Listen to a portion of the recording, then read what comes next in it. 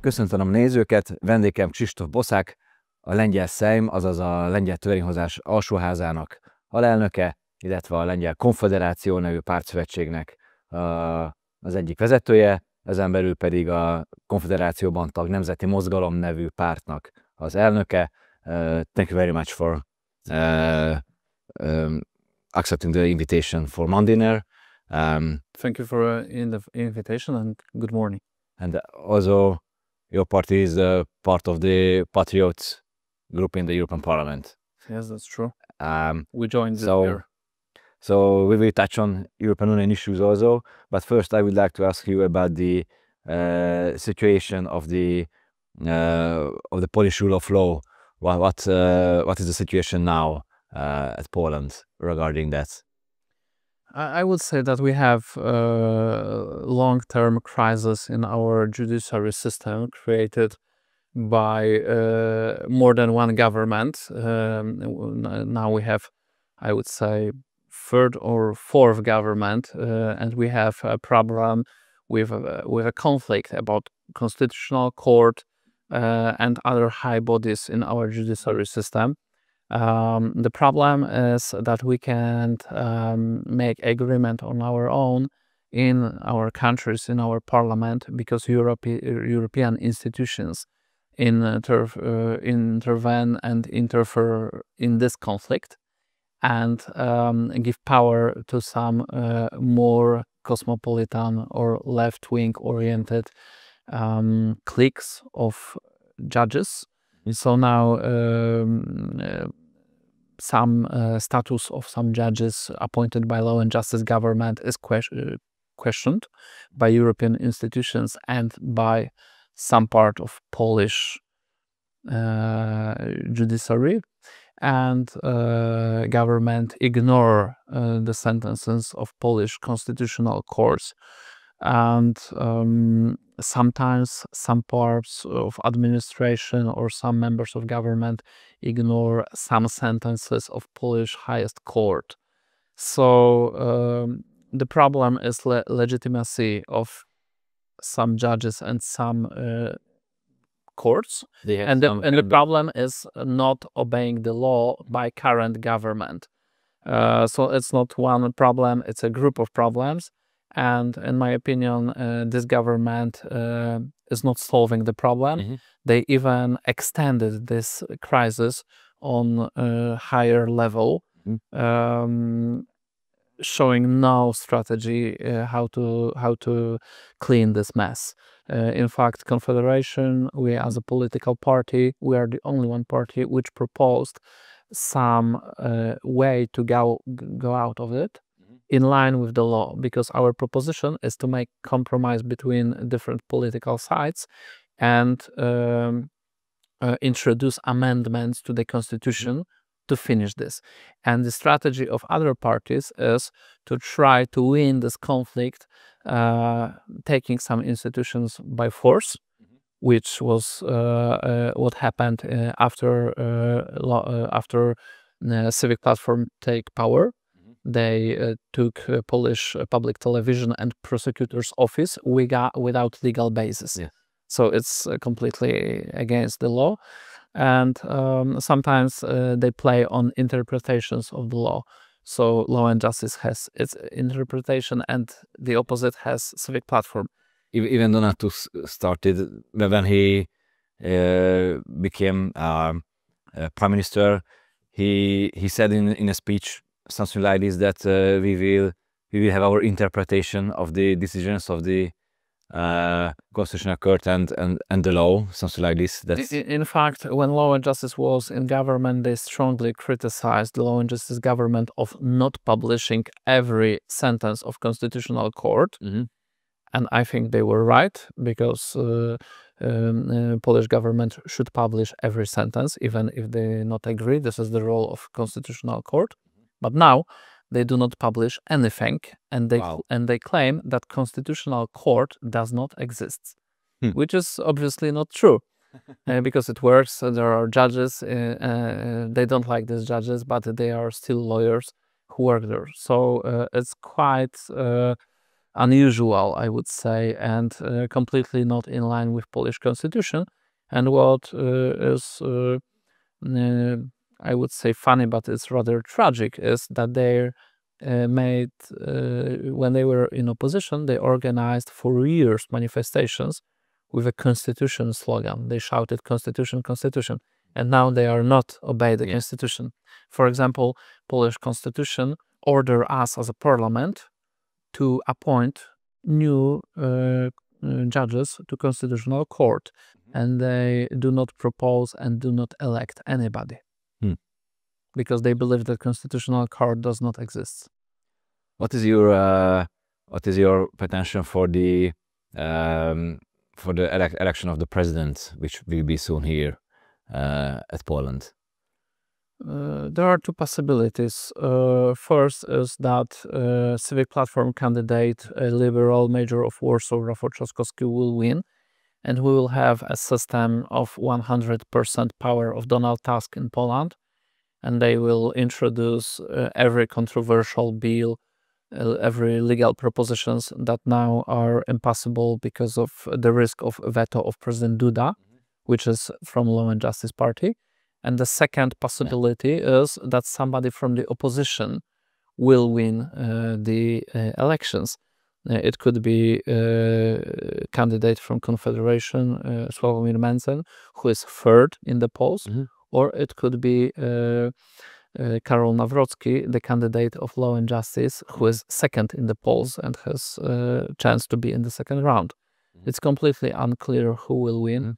We have a few weeks of a campaign before us, and we will see. But of course, from our perspective of a right-wing party, patriotic party, we keep fingers crossed for opposition candidates. For our candidate first, Sławomir Mencen, and for anybody except Rafał Trzaskowski, not to give 100% power to Donald Tusk, because we believe his strategy and his leadership is not beneficial for Polish state and Polish people. Your party is a member of the Patriots in the European Parliament. How you see the cooperation of Central European nations? There are the Czechs there, or the Austrians. So how you see the Central European nations cooperation inside the Patriots today against? First, I would like to underline that we are happy to be part of this movement, of this group, of this network. I think it's a very good group of political parties. Of course, there are also some in other groups who also have similar views, but our group is biggest to the right from EPP, and I think we should go wider, be bigger and more influential in European politics. Then, of course, the leadership is now in the hands of Spanish colleagues. We have Santiago Abascal as a leader of our political party, but we have many colleagues from Central European countries. We are quite new in the group, and the group, in fact, is quite new in this shape, yes, with Vox Party, which was a part of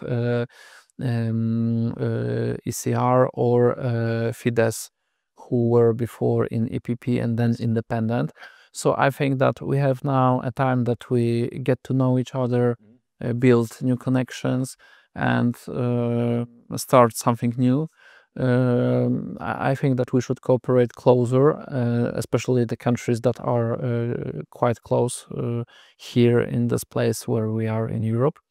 We are just after Free Seas Initiative meeting in Warsaw that I attended. There was also a Hungarian president there and many other politicians from countries. And I'm very in favor of cooperation in our region. I think we have very many problems and experiences in common, and we should talk more as it should be this way in every region. Yes, that countries that have more politically, historically, or culturally in common cooperate closer. It's clear for me when I was in Madrid that Spanish colleagues are focused on Spanish-speaking nations. Yes. For example, yes, or also French politicians have their own sphere of influence in Mediterranean, North Africa, and so on. And we should treat Central European and Eastern Europe as our sphere of influence and cooperation. It's obvious for me. Yeah. And Polish-Hungarian leadership should be in the center as long-standing historic nations. We are just after a ceremony of 1,000 years of Polish kingdom in Poland. So it's something. And I hope that not only cooperation between our parties, but between also our countries and governments will be better in the future, because it's not good that for now Visegrad group is frozen because of conflict between Polish government and Hungarian government and also Czech government. Everybody are angry. I think it's not good. And also we have this Free Seas initiative. It's our format, regional format. We should talk more. I'm a very big fan of also extending cooperation of a parliamentary level for ordinary members of parliaments, not only members of cabinets of governments who are always very busy, not too much time to informal discussions, but also we need format for parliamentarians to travel, to talk, to institutionalize it a little bit. I propose this to Polish Foreign Affairs Ministry, to Polish Foreign Affairs Committee, for example, to organize a parliamentary assembly of Free Seas initiative, or parliamentary assembly of Visegrad group. If government don't want to talk with each other, we can talk on parliamentary level. That's nice. The Patriots is now the third biggest group in the European Parliament, but still not big enough to take over leadership or being the proactive member of that. So does it have some strategy to strengthen itself or make itself bigger? I don't know, to convince others, for example, Janez Janša from Slovenia, to join it or something like this? I think that the strategy is clear: to grow and to cooperate with people with similar views. And it's obvious that to be more influential in European Parliament, we need more members of European Parliament. If we had European elections next year, probably we would have from Poland much more members of European Parliament. I hope that it will be the same in other European countries. So I think that in 2 or 3 terms we can be much more influential. But of course we have to count with other groups and analyze this balance. And as Prime Minister Orban mentioned on one meeting, we need also power in a few member states. We will be not influential if patriots will rule only in Hungary. So we need power in some bigger countries like Poland, like France, and I think it's possible. And we need more members, more prime ministers in European Council, and then we can leverage from European Council to European Parliament. But it's a balance of power. Yes, I think that in European Parliament, arguments and good talking points not matter. The numbers matter. Yes, so we need more members of European Parliament. So we need more votes. Yeah, and what is the strategy? I mean, now there is the efforts to federalize the European Union on every concrete topics to change, for example, the required unanimity to majorities, which would mean then that smaller Central European countries would have less influence on the European Union regardless of their government. So they would be sidelined easier I think. What is the strategy? Because, for example, now more or less Robert Fico, the only, and he's a part of the Patriots, but maybe the only one ally of Viktor Orban against in the European Council to fight against this kind of proposed changes. So how you fight against the European Union federalism at home and in the European Parliament? I think that also the strategy is quite clear. We have to block this, and we have to be tough and brave, because the strategy of our enemies, European federalists or people who want to centralize the European Union and reduce our independence and sovereignty. Your foreign minister Sikorski just criticized Orban being not being a European value. I had debates with him, and he's a clear fan of European federalism. Yes, their strategy is quite clear: to separate governments which oppose and to push a pressure on the governments or wait to change the government. So we need at least one blocking country anytime, one or another, but at least one. It is impossible to change treaties, not having everybody on the board. So last time when they changed the treaties, it was Lisbon Treaty. The narrative was that Poland or Hungary, we are too small to block this on the European level.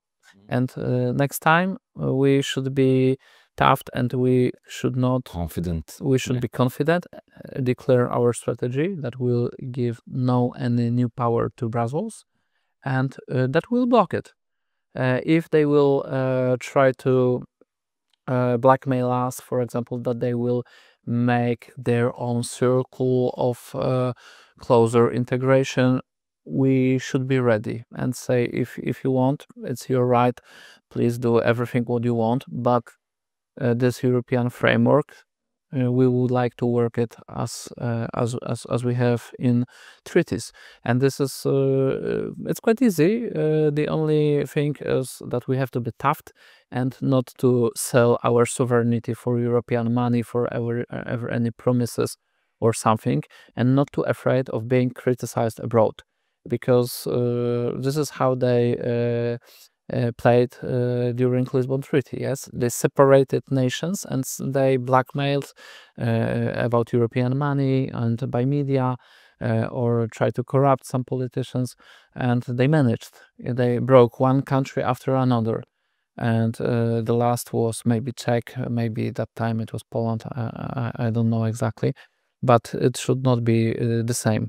So from my perspective, we should not go into any negotiations about reducing our position. Thank you very much for your time. Thank you very much for the invitation.